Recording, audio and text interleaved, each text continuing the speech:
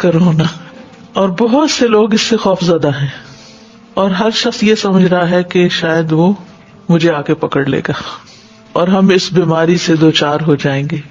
لیکن بات یہ ہے کہ ایک مسلمان ہر حال میں اور ہر مشکل میں اللہ کی طرف رجوع کرتا ہے، اپنے دین کی طرف رجوع کرتا ہے کہ وہاں اس کو کیا رہنمائی ملتی ہے۔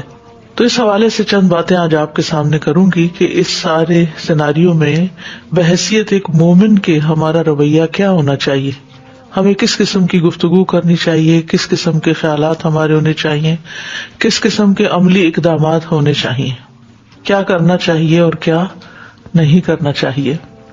سب سے پہلی بات تو یہ ہے کہ مومن ہر معاملے میں اللہ پر بھروسہ کرتا ہے، اور یہ ایمان کا تقاضا ہے۔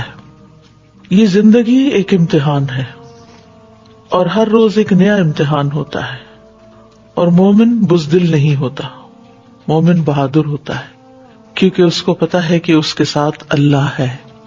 لا تحزن ان اللہ معنا، غم نہ کرو، بے شک اللہ ہمارے ساتھ ہے۔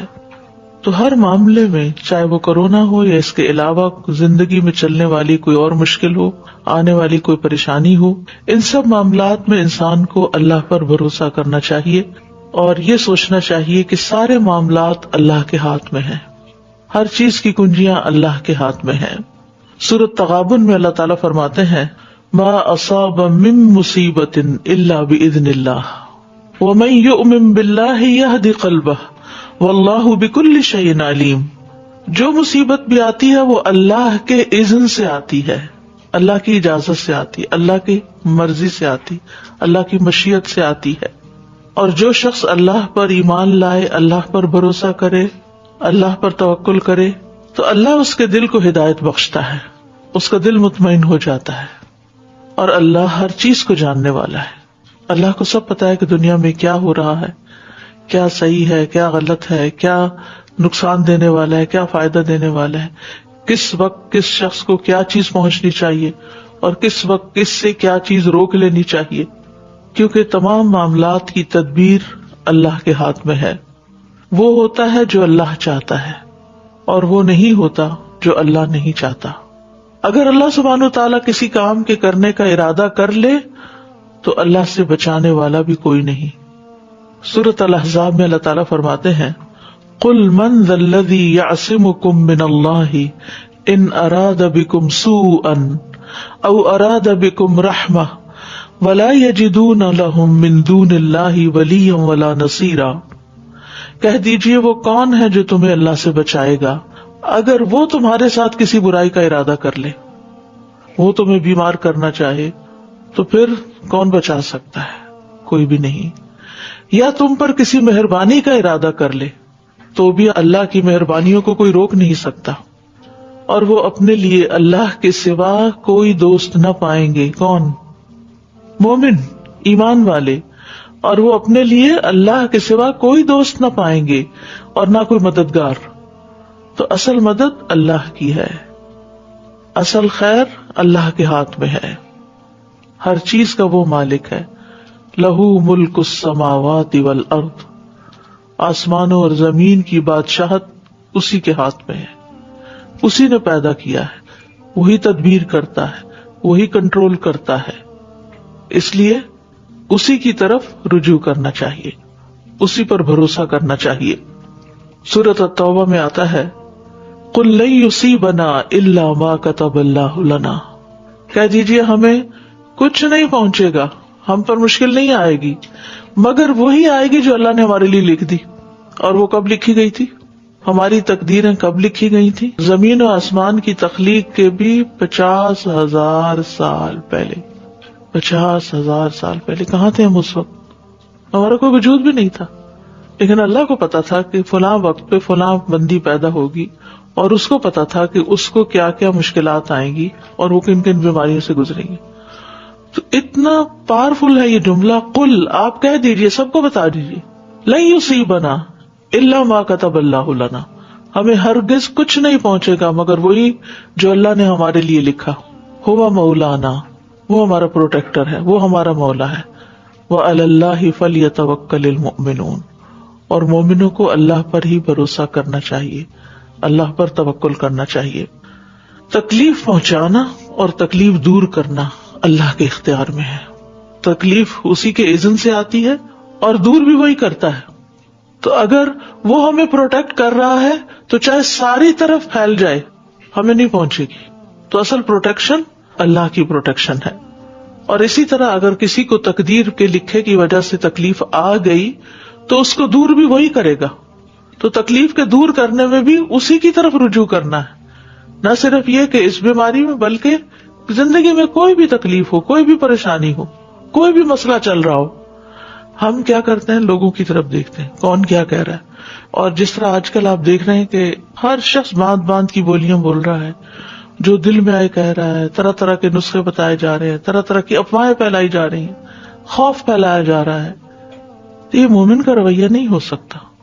مومن بغیر تحقیق کے بات نہیں کرتا، مومن بے سوچے سمجھے باتیں نہیں کرتا، مومن ہر سنی سنائی بات پہ یقین نہیں کرتا، کیونکہ کسی شخص کے جھوٹا ہونے کے لیے اتنا ہی کافی ہے کہ وہ ہر سنی سنائی بات کو آگے کر دے، اور بالکل بے بنیاد باتیں جن کے بارے میں کوئی فیکٹس حقیقت میں پتہ ہی نہیں، صرف اسپیکولیشنز، صرف ازمپشنز، صرف سنی سنائی باتیں۔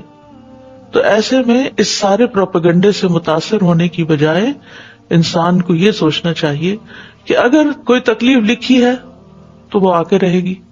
اس سے پہلے کہ وہ آئے مجھے دعائیں کرنی چاہیے کہ اللہ تعالیٰ مجھے اس سے بچا لے، اور اللہ نے دعائیں سن لی تو بچانا بھی اس کے ہاتھ میں، تکلیف دور کرنا بھی اس کے ہاتھ میں۔ سورۃ الزمر میں اللہ تعالیٰ فرماتے ہیں آیت 38، ان ارادنی اللہ بضر هل ہن کاشفات ضرہ او ارادنی برحمت هل ہن ممسکات رحمتہ قل حسبی اللہ علیہ یتوکل المتوکلون۔ اگر اللہ مجھے کوئی تکلیف پہنچانے کا ارادہ کرے تو کیا وہ اس تکلیف کو دور ہٹا سکتے ہیں؟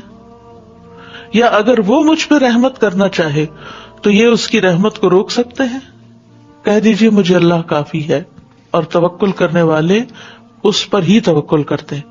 اس توکل کا فائدہ کیا ہوتا ہے کہ انسان اپنے روز مرہ کے کام روٹین کے مطابق اطمینان کے ساتھ، سکون قلب کے ساتھ جاری رکھتا ہے۔ وہ پینک نہیں کریٹ کرتا، نہ وہ خود ہوتا ہے اور نہ دوسروں کو پریشان کرتا ہے، اور نہ وہ خوف کا شکار رہتا ہے، کیونکہ اس کو معلوم ہے کہ اگر اللہ نے مجھے بچانا ہے تو کچھ بھی نہیں ہونے والا، لہذا مجھے وسوسوں کا شکار نہیں ہونا چاہیے، کیونکہ بہت سا خوف و اراض صرف وسوسوں کی وجہ سے ہوتا ہے۔ اور اللہ جس کے لیے رحمت کے دروازے کھول دے تو اسے کوئی بند نہیں کر سکتا۔ سورۃ فاطر میں آتا ہے ما یفتح اللہ للناس من رحمت فلا ممسک لها وما یمسک فلا مرسل له من بعدہ وہو العزیز الحکیم۔ جو کچھ اللہ لوگوں کے لیے رحمت میں سے کھول دے تو اسے کوئی بند کرنے والا نہیں، اور جو بند کر دے تو اس کے بعد اسے کوئی کھولنے والا نہیں، اور وہی سب پر غالب ہے، کمال حکمت والا ہے۔ یعنی اگر اللہ نے آپ کے لیے کوئی خیر لکھی ہے، وہ خیر چاہتا ہے تو ساری دنیا بھی مل کے اس کو کوئی روک نہیں سکتا، اور اگر کوئی نقصان ہے، کوئی دروازہ بند ہے تو سب مل کر کتنا بھی چارہ کر لیں کوئی کھول نہیں سکتے۔ اسی طرح ساری دنیا کے لوگ مل کر اگر آپ کو کوئی تکلیف پہنچانا چاہیں، آپ کا برا چاہیں، تو آپ کو تکلیف نہیں پہنچا سکتے مگر اتنی ہی جتنی اللہ نے لکھی ہو۔ اسی طرح نفع بھی کوئی نہیں دے سکتا مگر اتنا ہی جتنا اللہ نے آپ کے لیے لکھا ہے۔ مسند احمد کی روایت میں ہے نبی صلی اللہ علیہ وسلم نے ابن عباس رضی اللہ عنہ سے فرمایا تھا وَاعْلَمْ أَنَّ الْأُمَّةَ لَوْ اجْتَمَعُوا عَلَىٰ أَن يَنْفَعُوكَ لَمْ يَنْفَعُوكَ إِلَّا بِشَيْءٍ قَدْ كَتَبَهُ اللَّهُ لَكَ وَلَوْ اجْتَمَعُوا عَلَىٰ أَن يَضُرُّوكَ لَمْ يَضُرُّوكَ إِلَّا بِشَيْءٍ قَدْ كَتَبَهُ اللَّهُ عَلَيْكَ رُفِعَتِ الْأَقْلَامُ وَجَفَّتِ الصُّحُفُ۔ فرمایا جان رکھو اگر ساری امت مل کر تمہیں نفع پہنچانا چاہے تو تمہیں نفع نہیں پہنچا سکتی سوائے اس کے جو اللہ نے تمہارے لیے لکھ دیا، اور اگر وہ سارے مل کر تمہیں نقصان دینا چاہیں تو تمہیں نقصان نہیں پہنچا سکتے سوائے اس کے جو اللہ نے تمہارے لیے لکھ دیا۔ قلم اٹھا لیے گئے، صحیفے خشک کر دیے گئے، لہذا اطمینان سے بیٹھے اور جو کر رہے ہیں اس کو یکسوئی سے اور دل جمعی کے ساتھ کرتے رہیں۔